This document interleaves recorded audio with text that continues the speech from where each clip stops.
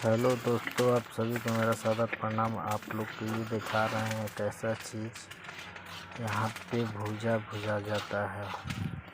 चना, गेहूँ, चावल सब किस्म का भुजाता है।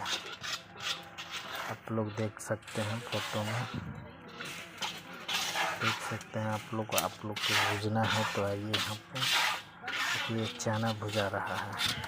देखिए, आप लोग को दिखा रहे हैं, अच्छे से देख लीजिए। चना है ये, तो भुजा बनाया गया है,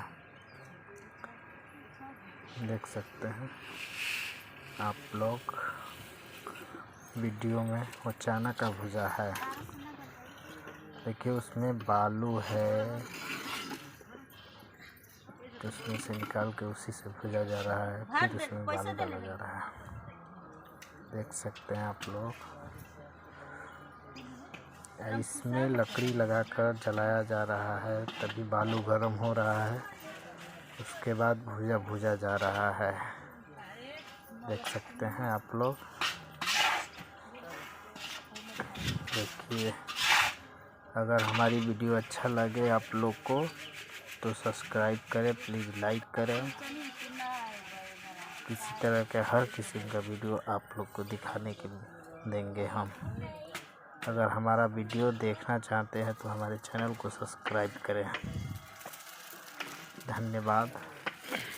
आप लोग कमेंट कीजिएगा। आप लोग को भूजना होगा तो आइएगा यहाँ पे, देखिए कैसे क्या हो रहा है। वो गेहूँ है,